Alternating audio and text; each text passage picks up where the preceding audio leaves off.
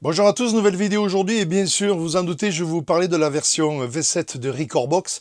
Je vous rappelle, vous l'avez tous en bêta public, en test, hein, ne travaillez pas en milieu professionnel avec, c'est juste une bêta pour faire remonter toutes les infos que vous avez pu voir, les petits bugs et tout, notamment les bugs graphiques, hein, il y en a d'ailleurs, j'en ai fait remonter, je vais faire remonter d'autres trucs que je viens de découvrir en faisant la vidéo.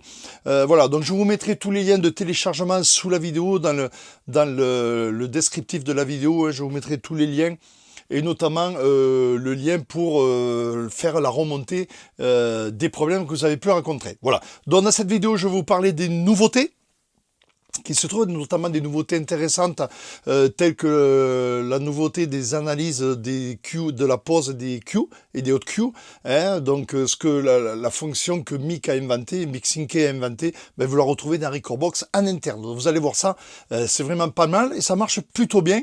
J'ai comparé avec mes hautes Q que j'avais posé moi et celui que pose Recordbox, ben pas mal correspondent. Donc c'est vraiment pas mal, je trouve. Hein. Voilà. Donc on a ça, des nouveautés au niveau graphique. Hein. Bien sûr, les icônes couleurs.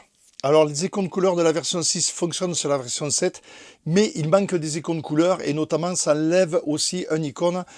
C'est plutôt gênant, donc ne mettez pas les icônes de la V6. De suite après cette vidéo, je vais m'attaquer aux icônes et je referai une vidéo avec toutes les explications pour les nouveaux icônes de la V7. Voilà, donc pour l'instant, attendez. Voilà, donc on va voir ces nouveautés de cette V7, on va faire tout le tour. Je vais vous expliquer les manips et quelques astuces. Et vous allez voir notamment une sur le fameux dossier, vous savez, les analyses du dossier des playlists à l'intérieur. Ben aujourd'hui, grâce à cette nouvelle version, on peut voir tous les morceaux, mais on ne peut pas analyser. Je vais vous faire voir un petit truc qui permet de faire un truc vraiment très très rapide. Bon, on va voir tout ça dans cette vidéo. Allez, on y va tout de suite.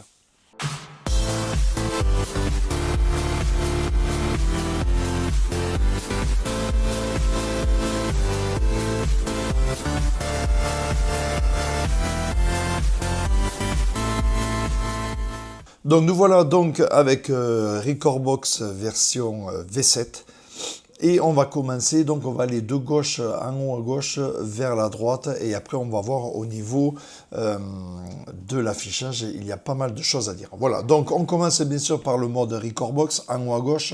Vous avez le choix ici, donc c'est toujours pareil. Quoi de nouveau dans Recordbox? Ben, vous voyez ici, vous avez le player. Vous avez bien sûr ici une barre en plus, mais on va le voir dans la version performance. Donc à ce niveau-là, pas grand-chose. Au niveau du changement, c'est surtout ici, un player ou deux players. Jusque-là, on l'avait déjà. Par contre, on a un dual player. Donc ce dual player, il sert à quoi? Il sert tout simplement, vous voyez, vous cliquez ici. Et là, vous collez les deux morceaux et en agissant sur un bouton, ça agit sur les deux. Regardez, voilà, là, vous voyez, j'active ou j'active pas. Je garde quand même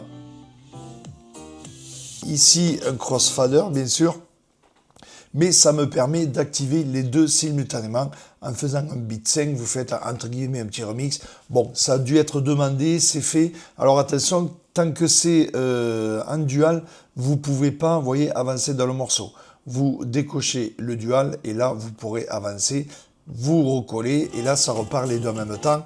Au synchro évidemment parce que j'ai coché le bit 5. Voilà, voilà ce qu'il y a en gros de nouveau au niveau du mode export. J'ai pas encore fait d'export avec une clé USB et tout ça, mais bon, je pense qu'il ne doit pas y avoir grand chose de différent au niveau visuel. Voilà ce qui change au niveau de l'export. On va ensuite au mode lighting. Voilà, le mode lighting, pareil, on a ici sensiblement les mêmes choses. Vous voyez les macros ici et l'éditeur. Donc là, au niveau lighting, il n'y a rien qui change. On continue au niveau du mode edit. Alors bien sûr, j'ai un abonnement créatif comme vous le voyez là, hein, donc forcément j'ai des options qui sont activées. Alors un petit bug d'affichage, mais je viens de le regarder, c'était aussi sur la version 6, donc je ferai un ticket tout à l'heure. Au niveau ici, vous voyez, je n'ai pas le browser, donc je ne peux pas charger de morceaux. Il faut que je repasse en mode sortir du mode plein écran et là j'ai mon browser qui apparaît, vous voyez, donc à partir de là je peux charger un morceau. Hop, voilà, j'ai chargé mon morceau, à partir de là je peux bosser, mais si je passe en plein écran, Voilà, en mode play d'écran, le browser apparaît là, mais si je referme, hop, il disparaît. Voilà. C'était la même sur la V6, donc là, je ferai un ticket donc, pour la V7. Pour la V6, bon, maintenant, aucun intérêt, c'est trop tard, mais vous voyez, un problème d'affichage. Voilà ce qu'il fallait dire au niveau de la version Edit. Et maintenant, on va passer au gros du gros. On va passer au mode performance. Donc, on va avancer vers la droite. Déjà, qu'est-ce que c'est qui choque le plus? On a plusieurs choses qui m'ont de suite personnellement flashé. On a les jogs qui sont plus petits. Ça, c'est clair et net. J'ai fait une comparaison. On a les jogs qui sont plus petits et on a les waveforms aussi qui sont plus petites. En gros, ça ne gêne pas, ça nous laisse plus de place au niveau de l'explorateur de Recordbox, vous voyez. Que ça soit en mode vertical ou en mode horizontal, c'est pareil, vous pouvez voir qu'on a vraiment les waveforms plus petites, mais avantage à cela, c'est qu'on a un affichage vraiment très fluide, plus fluide que ce qu'on avait avant, il me semblait. Visuellement, on voit vraiment, il n'y a plus de scintillement, il n'y a plus rien, c'est vraiment plus fluide. Je pense qu'il y a un gros travail qui a été fait là-dessus. Voilà donc les premiers trucs qui choquent, donc la largeur de la waveform, la largeur des jogs et bien sûr cette barre là qui est apparue, cette barre à gauche, on va le voir ça après. Donc on continue à gauche, donc on a vu Performance Export, ici ben, vous l'avez vu, je viens de le faire, 2 decks, vertical, 4 decks, ou 4 decks verticales et le navigateur. Donc ça, on a vu, je reste dans mes 2 decks verticales, vous le savez, c'est dans cette position que je bosse. On a quoi? Ben, les fixes, a priori, pas de gros changements. Ici, on a tous les fixes, mais attention, c'est une version bêta et j'ai l'abonnement créative. Donc, à voir si tout reviendra par la suite. Ici, bien sûr, les samples, pareil, pas de gros changements, voire même zéro changement. Ici, le mixeur, la table de mix, bien sûr, pareil. La partie enregistrement, la partie vidéo et la partie barre de light pour commander les lights directement ici. On a le link. Donc, vous voyez, rien n'a changé à ce niveau-là, si ce n'est ici. Voilà, ici, vraiment, c'est pas mal, ça parle de soi-même, hein, il va falloir s'y habituer, mais ça parle pas mal. Bon, bien sûr, je fais une petite parenthèse, vous voyez, il n'y a aucune couleur, hein, je vais faire le pack, ne vous inquiétez pas. Je fais cette vidéo et dans la foulée, je ferai les packs, je vous donnerai les packs avec les nouveaux icônes. Et tout ce qui va bien, notamment ce nouvel icône. Voilà. Donc, on continue, donc on a le link, pareil, ici ça ne change pas, ici on a les infos. Donc voilà, on peut aller les chercher ici, vous avez les informations, les notifications, vous avez un raccourci ici. Vous avez ici votre abonnement. Voilà, suivant l'abonnement que vous avez, ben, il s'affiche ici. Vous avez une fenêtre qui va apparaître, voilà, et ça s'affiche. Voilà. Et à partir de là, vous pouvez mettre à niveau, ça va aller sur le site internet et vous pourrez changer. Voilà, vous voyez, j'y suis allé, bon. Voilà, et vous pourrez changer, mais vous avez le raccourci là. Avant, on avait plan. Ici, on allait dans le plan et on avait notre abonnement. Ici, directement, on voit votre abonnement. On voit dans quel abonnement vous êtes. Vous pouvez voir que j'ai l'abonnement créative et donc, bien sûr, beaucoup d'options qui sont activables et activées. Les paramètres. Alors, nouvel affichage des préférences. Je préfère, hein, c'est vraiment plus clair. Vous voyez, on a le plan ici. Ben voilà, on a les abonnements avec le plan pour activer et désactiver. Le cloud, tout ce qui est affichage, donc jusqu'ici, rien de neuf. Au niveau de l'analyse, on a un nouveau truc, les Q-Analysis. En fait, il va analyser le morceau et poser des Q. Exactement la même fonction que Mixing Key. Beaucoup le demandaient comment on faisait le transfert de Mixing Key à Recordbox. Ben là, plus besoin. C'est intégré, ça c'est une nouveauté. Je vous ferai la démo tout à l'heure, c'est une nouveauté de Recordbox. On a le Q-Analysis qui vous pose, alors au choix, 4, 8, etc. jusqu'à 16 Q, Hot Q et Memory Q. Voilà, il aurait été bien effectivement pour ceux qui travaillent sur les deux systèmes d'avoir un bouton ici. Tiens, d'ailleurs, je ferai un ticket là-dessus. D'avoir un bouton pour dire, ben voilà, je veux les deux en même temps. Je veux que les deux soient posés en même temps, les Hot Q et les Memory Q. Effectivement, il y en a qui travaillent en mode perf, mais en même temps avec des CDJ ou des XDJ. Et il serait intéressant, effectivement, d'avoir les Memory Q en même temps. Voilà, c'est une idée comme une autre. Donc, Voilà, vous pouvez choisir ici, bien sûr, le nombre, les barres et tout ça. Bon, ça, je vous laisse faire. Et comme vous pouvez le voir, c'est une option, vous avez un cadenas. Donc, si vous n'avez pas d'abonnement, alors à voir à partir de quel abonnement ça sera activable. Moi, j'ai l'abonnement créatif, donc vous voyez, je peux l'activer. Le cadenas est ouvert, je peux l'activer. Donc, si vous n'avez pas d'abonnement, effectivement, les autocues ne se poseront pas. Donc, à voir. Donc ici, pareil, j'ai pas vu grand chose de différent, si ce n'est la disposition, mais c'est vraiment beaucoup, beaucoup plus clair. Le mix point link, etc. Vous voyez, c'est vraiment super bien cet affichage. Les raccourcis clavier, pareil, j'ai pas eu le temps d'approfondir s'il y avait beaucoup de nouveaux, mais bon. Voilà, les bases de données, parcourir. Vous voyez, la présentation est quand même relativement bien foutue. Les extensions. Et là, vous voyez aussi une différence. On n'appelle plus ça track séparation. On les appelle les stems. Ça y est, on s'est mis comme tout le monde. On appelle ça les stems. Mais déjà, c'était moins de place. Et donc, voilà. Donc, on les active. Alors, toujours le même problème. Alors, ça, c'est un truc.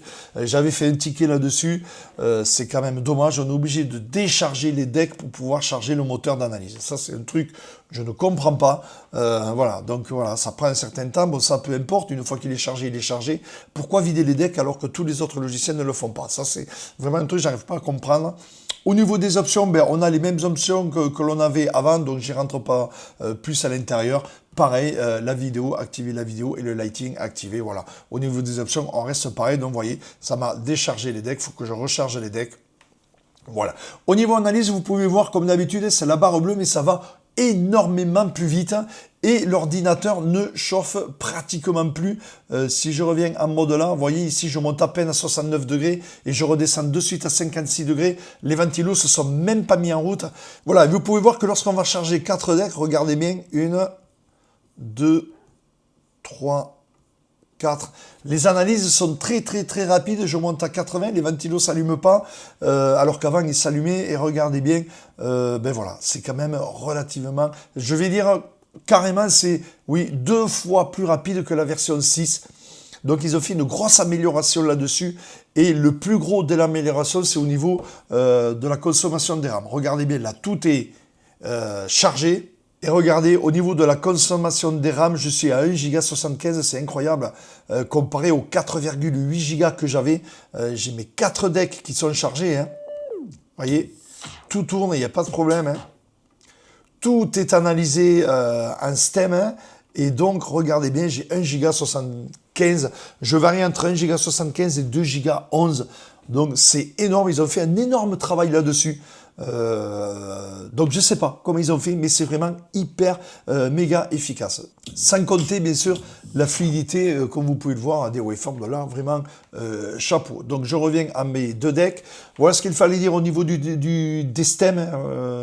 Aujourd'hui on l'appelle comme ça. Donc toujours pareil, on a l'affichage ou pas, suivant si on change. Vous voyez que si je choisis vocal ou pas, regardez, hop, donc ça change pas. Au niveau de la gestion des stems, il n'y a rien qu'à changer, c'est un peu dommage. J'avais fait des tickets, pareil, pour faire un petit peu comme Serato, où l'analyse se lançait que s'il y avait la demande des stems, et non pas systématiquement. Voilà, donc on continue au niveau de la barre du haut. Bon, les préférences, on a vu le réglage du master volume, la barre de dropout. De là, vous voyez, bon, il n'y a pas de problème, hein, j'ai un Mac M Max, donc là, je ne suis pas embêté, et bien sûr quand vous êtes débranché sur batterie, ça s'affiche. On descend un petit peu, ici on a les auto loop ou manuels, voilà. Sur la version précédente, je vais vous le mettre en incrustation, on avait une barre défilante, c'était moins précis d'ailleurs, j'ai cherché un moment pour me dire mais il me semble que ça y était. Oui, ça y était, mais je trouve que là, effectivement, c'est beaucoup plus pratique. Donc, en automatique, hein, on met la loupe automatique et on choisit la taille de la loupe, ou en manuel, in, out et exit, et voilà. Donc ça, vous connaissez. Voilà, donc personnellement, je travaille bien sûr plus en manuel et je pars sur 8. Voilà, donc ensuite, on continue. On a les boutons des stems avec le drum d'une couleur différente, un peu moins visible, je trouve. Voilà, donc pas d'autres changements à ce niveau-là. On descend ici, toujours pareil, hotkeys, pas d'FX, keyboard, séquence, memory queue. Donc là, ça ne change pas. Ici, pareil, l'activation, le queue, rien de changé non plus. Master Tempo, le quantize, pareil, le slip ici, pas de problème, rien de changé. Voilà, et on arrive donc ici, pareil, au niveau de la grid edit, pour éditer les grids, donc pas de problème non plus. Voilà, et on arrive ici, donc le gros changement est ici. On a une barre à gauche, ça fait penser à d'autres logiciels. Là, vous avez, voyez, un pré-filtre ici. Donc un filtre supplémentaire, là où on a tous nos morceaux, tous les fichiers audio, date d'ajout, vous voyez, si je veux faire un tri du 20 2020 10, vous voyez, donc c'est vraiment un tri par genre, hein. Non, c'est vraiment pas mal fait, donc ça c'est les genres que vous avez rentrés dans les tags, donc attention. Un tri par artiste aussi, Imagination, vous voyez, donc bon, plein de trucs, hein, je rentre pas dans les détails. Pour les albums, pour ceux qui n'ont pas enlevé les tags, moi au début, j'enlevais pas les tags album, aujourd'hui je les enlève, ça me sert pas. Mais vous voyez, vous avez un tri par album, tous les fichiers vidéo, vous voyez. Donc on a ici un premier tri ici qui est pas mal fait. Ici on se retrouve dans l'affichage un petit peu qu'on avait avant, avec toutes les playlists, donc voici les playlists. Et donc il y a vraiment un tri entre les playlists et l'explorateur. Vous voyez, là je n'ai vraiment que les playlists, donc c'est peut-être plus pratique. De ce fait, on peut aller switcher directement en bas et retrouver nos playlists. Donc effectivement, ça évite si on switch en bas trop vite, on va dans l'explorateur. Donc voilà, l'explorateur qui lui va se trouver ici pour le coup. Voilà, là je me retrouve avec mon explorateur et donc mon dossier musique, mon stock MP3 qui est ici. Que voilà. Voilà donc mon stock MP3. Donc je vous rappelle, avant on avait tout, en switchant on avait tout à la suite et c'était, si on allait trop vite, on tombait dans l'explorateur et c'était pas pratique. Bien sûr, on a toujours la barre des raccourcis ici, hein. Moi je retrouve toujours mes raccourcis 2023 qu'il va falloir que je change avec le 2024. Voilà, je vous rappelle comment on fait clic droit, importer comme liste de lecture ou ajouter un raccourci. J'ajoute mon raccourci, il se retrouve là, vous voyez. Donc je vais le mettre en dessous. Ici j'ai mon raccourci 2023, ici j'ai mon raccourci 2024 dans l'explorateur. Je vous rappelle, j'avais fait une vidéo là-dessus. Pourquoi ce raccourci? Pour aller directement, lorsque je mets des nouveaux morceaux, au moins ça me permet d'y aller direct. On continue, je découvre, hein, comme vous. Ici, on a les dispositifs, donc lorsqu'on branche une clé USB, surtout pour le mode export. Ici, on a les historiques et ici, on a les enregistrements. Donc, c'est pas mal. Ça permet d'avoir tout séparé, de ne pas avoir tout ici. Rappelez-vous qu'on switchait, on descendait, on avait tout. Des fois, on allait trop bas alors qu'on voulait que les playlists. Le problème, le principal inconvénient de cela, c'est que si vous êtes là, vous avez un morceau, vous êtes dans votre dossier 2024, hein, vous voulez rajouter un morceau dans la playlist. Avant, il suffisait de switcher, et on allait directement dans les playlists. Au jour d'aujourd'hui, on ne peut pas faire les deux en même temps. Il faut aller sur playlist et faire un switcher ou afficher la deuxième partie ici, séparer en deux le navigateur. Auquel cas, là, vous allez dans votre playlist, vous allez dans votre explorateur, vous cherchez votre morceau. Et là, vous allez pouvoir faire un switcher dans la playlist voulue. Voilà, c'est la seule solution. Alors qu'avant, on pouvait prendre et monter ici, et on allait dans les playlists. Aujourd'hui, on ne peut plus le faire. On va dire, c'est un truc pour ceux qui étaient habitués de faire du glisser-déposer. Aujourd'hui, on ne peut plus le faire si ce n'est en ouvrant la deuxième fenêtre. Vous voyez, je vous donne même une solution de comment faire. Je vous rappelle, c'est ici, pour ceux qui ne l'auraient pas vu. Donc, je vais très vite parce qu'il y a beaucoup de trucs à voir. Je ne voudrais pas que la vidéo dure des heures et des heures pour vous ennuyer. Voilà ce qu'il fallait dire au niveau de cette barre latérale à gauche, qui est vraiment un plus, on va dire, sympathique. Et au niveau, on va approfondir, et là, il y a une grosse demande là-dessus pour faire des recherches dans des dossiers. Alors là, bien sûr, j'ai pas mis les icônes couleurs, donc on voit mal, mais là, ici, vous voyez bien que j'ai un dossier et vous voyez que j'ai des playlists à l'intérieur. Au jour d'aujourd'hui, ça c'est nouveau, je clique sur le dossier. Vous voyez, j'ai tous les morceaux qui s'affichent de mes 1, 2, 3, 4 playlists.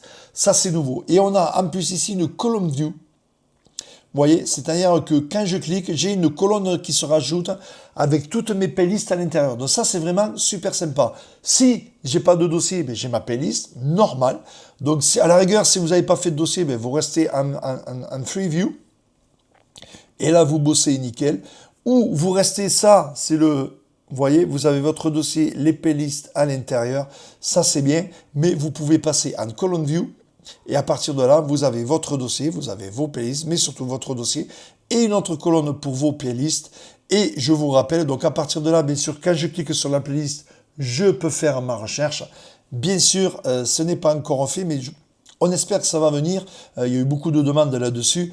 Quand on clique sur le dossier, tous les morceaux s'affichent. On n'a pas la recherche, pas encore du moins, mais vous gênez pas, faites des tickets, parlez-en. Moi, je vais faire un ticket en plus, je vais appuyer là-dessus pour pouvoir faire une recherche dans mon dossier de toutes les playlists. Donc, je vous rappelle, je vous avais donné une solution.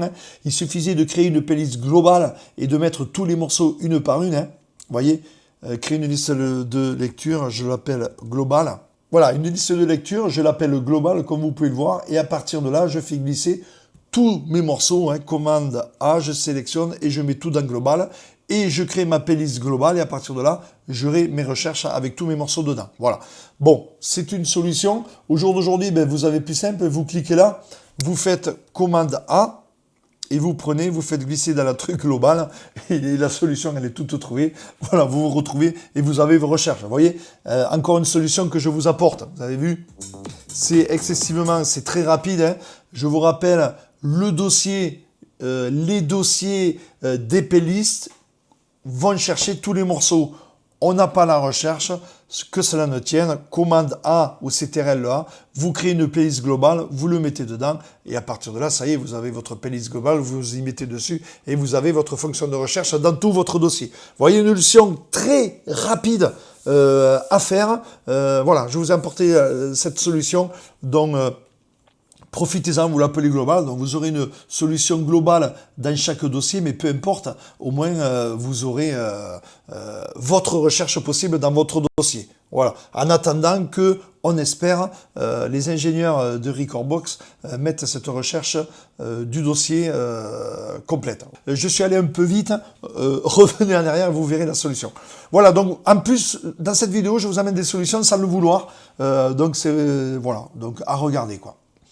Donc, quoi de plus ensuite je pense que j'ai fait le tour des grosses nouveautés. Oui, je vais vous parler donc, bien sûr, de la fonction qui existe sur MixInK, qui est aujourd'hui intégrée dans Recordbox. Donc, ça, c'est vraiment bien, la Q-Analysis. Voilà, donc, bien sûr, il faut un abonnement. Donc, pour cela, on met en mode auto. On peut régler ici le nombre de hot queue qu'on veut. On peut régler ici le nombre de memory queue. Le seul problème, je le rappelle, et je ferai un ticket ici, ça serait bien qu'on puisse avoir un bouton ici pour assembler et choisir les deux en même temps, de manière à ce que ça fasse les deux en même temps, même si l'analyse est plus longue, tant pis, mais au moins ça ferait un petit truc sympa. Voilà, ensuite vous avez plusieurs réglages, bon, je ne vais pas y rentrer à l'intérieur, voilà, mais comment ça se passe? Ben, regardez bien, je prends un morceau où j'ai des hot queues, par exemple, ici, celui-là, vous voyez, j'ai un, deux hot queues et une boucle. Ils sont notés quoi? À rien du tout. Donc, à partir de là, qu'est-ce que je fais? Je fais clic droit, analyser le morceau, je décoche tout et je coche que les auto queues analysis. Hop, je fais OK et regardez bien ce qui va se passer. Il va m'ajouter, comme faisait MixInK, ben on l'a en intégré dans Recordbox. Et là où c'est fort, c'est qu'en plus c'est noté auto. Donc, bien sûr, on va se retrouver avec les mêmes queues que j'ai fait à la main, mais bon, c'est pas grave. En gros, vous voyez, je me retrouve ici, donc celui-là, je l'avais fait, vous voyez, je l'avais en B, ben, D me le refait, donc il n'y a pas de problème. Mais il m'a rajouté en plus celui-là. Il m'a rajouté, voilà, au niveau des intros, on le voit sortir des drops, donc il n'y a pas de problème. Mais l'avantage qu'il y a, c'est que c'est marqué auto. Donc je peux à tout moment les enlever s'ils ne me plaisent pas. Vous voyez, comparé à mes hot queues que j'ai posés à la main. On va essayer avec d'autres morceaux, voilà. Ici, j'en ai posé pas mal déjà. Ben, je vais faire une analyse. Hop, analyser le morceau, je coche que les auto queues. Voilà, et là, il fait mon analyse auto, donc ils vont être marqués auto. Et voilà, il me les a rajoutés, donc 1, 2, et il a dû m'en rajouter, bien sûr, sur la page du bas, que voici, mais peu importe, vous voyez, il m'a posé des autocues lui-même. Voilà, donc c'est une fonction pour ceux qui ont la flemme de poser leur hot queue. Je conseille toujours de poser ses hot queues, parce que lui, automatiquement, il va chercher, vous voyez, à partir du moment où ça percute, à partir du moment de sortie de drop ou entrée, voilà. Mais bon, oui et non, ça peut être intéressant comme pas intéressant. Vous voyez, bon là, c'est des morceaux pour mes vidéos, donc j'ai mis des moments exprès pour faire mes vidéos, peu importe, mais voilà, donc je vous conseille et ça vous permet d'écouter vos morceaux en entier, de voir où c'est qu'il y a un drop, ou de voir où c'est qu'il y a une intro, où finit l'intro, où commence à chanter la personne et tout. Voilà. Donc, vous avez vu, donc là, vous voyez, j'ai pas la barre de vocal, hein, parce que ça chante pas, tout simplement. Vous voyez, ici, ça chante, j'ai ma barre de vocal, donc je sais à partir du moment où ça chante. Je vous rappelle, ça, c'est à partir de l'abonnement Creative. Voilà, donc vous avez cette fonction-là qui est vraiment super sympa, mais Q et Hot Analysis, ça analyse la même fonction que Mixing Key, mais là, maintenant, c'est intégré à Recordbox, donc c'est encore mieux, mais il faut un abonnement. On verra quand la V7 sortira, quel abonnement il faudra. Est-ce que le Creative, il faudra le Creative? Est-ce qu'il faudra le moins? Je sais pas. On verra. Le Core, ou est-ce que ça sera un fruit? Un fruit, a priori, non. Hein, il y a un cadenas. Hein. Donc, je pense, vu qu'on va parler sur une option là, je pense que ça sera peut-être le Core. On verra. On verra quand la V7 sortira, qui ne devrait pas tarder. On continue tout de suite avec une fonction cachée dont personne n'en a encore parlé, même sur le groupe on l'avait pas vu. Voilà, au niveau des samples, alors on a un petit truc qui est vraiment pas mal si on fait un clic droit. Regardez bien là, tous mes samples, je vous rappelle pour activation des samples, ça se passe ici. Vous voyez, tous mes samples sont vides. Mais il y a la possibilité de charger tous les samples. Par exemple, j'ai fait une playlist avec tous mes samples à l'intérieur. Regardez, je fais un clic droit. Load the top 16 tracks into the current sample bank. Donc là, il va charger mes 16 premiers samples. Regardez, hop, et voilà, j'ai tout qui est chargé. Ensuite, bien sûr, on peut améliorer la chose par des samples one shot. Par exemple, regardez, je load. Donc là, j'ai vraiment... C'est qui là? Voilà. Voilà, vous voyez, j'ai mes samples one shot ou j'ai mes samples en beat, regardez, hop. Ça permet, si on a énormément de samples, de se faire. Vous voyez, là j'ai une boucle qui tourne tout simplement.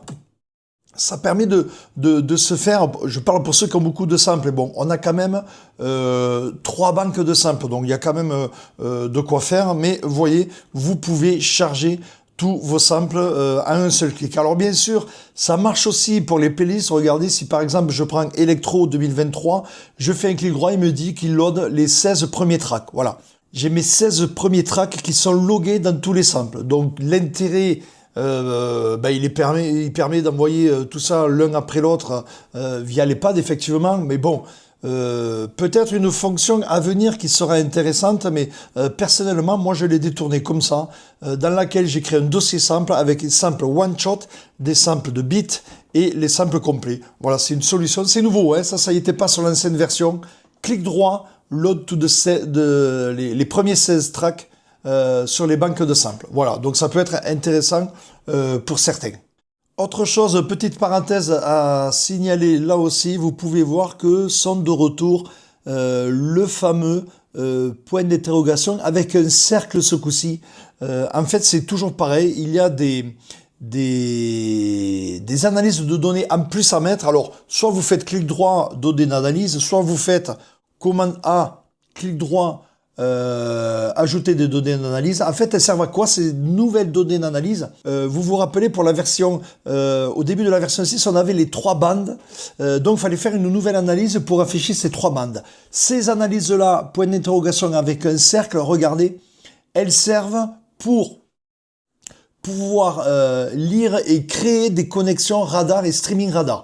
Je vous montre où c'est ici. Vous voyez, vous avez des collections radar et des streaming radar. Voilà, donc si les morceaux sont pas réanalysés, n'ont pas été ajoutés ces petites données d'analyse, la collection radar ne pourra pas apparaître. Voilà, donc démonstration, vous voyez ici. Alors bien sûr, soit, comme je l'ai dit, par un clic droit, données d'analyse, ou si il suffit de loguer. Vous voyez, je log le morceau sur la DEX, ça le fait automatiquement. Vous voyez, ça y est, c'est fait, ça disparaît. Regardez, je le fais ici. Voilà, donc ça gêne à rien le fonctionnement, vous n'êtes pas obligé de le faire, hein. Surtout si vous ne servez pas de la collection radar, il n'y a aucun problème, hein. Mais voilà, donc sachez qu'il y a ça, donc vous voyez, vous pouvez sélectionner plusieurs, clic droit, ajouter des données d'analyse, voilà, il va le faire, vous voyez, là il est en train de faire mes 3 morceaux, clac, clac, clac, et le point d'interrogation avec le cercle a disparu, et donc ça rentrera dans les analyses des collections radar. Voilà, la collection radar c'est quoi?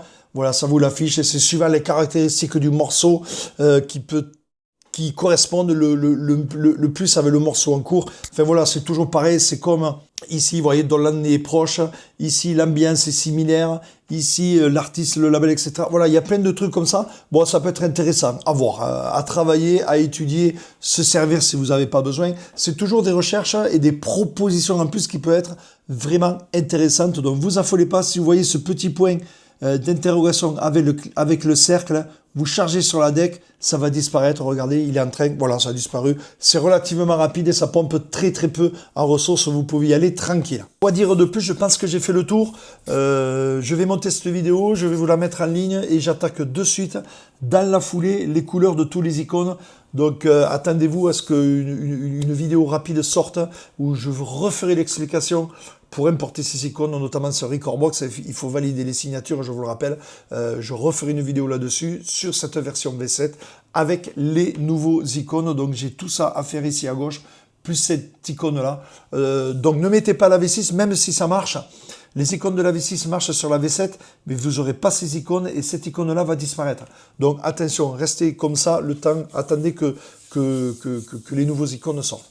Voilà ce qu'il fallait dire pour cette vidéo. Donc n'oubliez pas, abonnez-vous pour être au courant tout simplement de la prochaine vidéo qui va sortir très vite avec les nouveaux icônes. Et je vous rappelle, plus j'aurai d'abonnés, plus je pourrai insister pour le prêt de contrôleur auprès de Mathieu, Pionnier DJ France. On est régulièrement au téléphone ensemble et donc voilà, je suis au courant de beaucoup de choses, mais bien sûr, j'ai le droit de rien dire, vous le savez. Il y a une bêta qui est sortie, c'est super et allez-y, n'hésitez pas, remontez les infos, remontez un maximum de manière à ce que la version finale, que la version stable et finale sorte soit opérationnelle à 200% de suite. Donc vous avez vu aussi sur le groupe au niveau des tracks séparation, donc aujourd'hui des stems, les ingénieurs de Recordbox travaillent là-dessus. Cédric, Mathieu l'ont dit sur le groupe, ils travaillent là-dessus. Donc vous inquiétez pas, il va y avoir une amélioration au niveau des stems sur le Recordbox. Restez sur Recordbox, soyez patients. Voilà, je peux pas en dire plus, mais vous verrez ça très très bientôt. Voilà, on se retrouve très bientôt, merci. Voilà, vous avez vu donc Recordbox V7, la version finale va arriver très très très bientôt. Bien sûr, il travaille actuellement sur les stems, vous avez vu, on les appelle aujourd'hui les stems comme tout le monde, mais ils sont en plein travail et normalement la version finale V7 devrait avoir les nouveaux stems. Mais d'ici là, on en reparlera. Bien sûr, pour être au courant de tout ça, vous êtes sur le groupe Recordbox DJ French User, bien sûr, et surtout abonnez-vous. Je vous rappelle, j'ai 10 500 abonnés, j'ai 74% qui regardent mes vidéos qui ne sont pas abonnés, c'est dommage.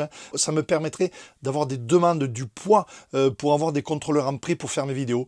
Voilà, donc auprès de Mathieu, avec qui je suis au téléphone régulièrement, il n'y a pas de problème, mais bon voilà, c'est pas évident pour lui. Je suis du côté de Toulouse, dans le sud, et voilà, c'est pas évident.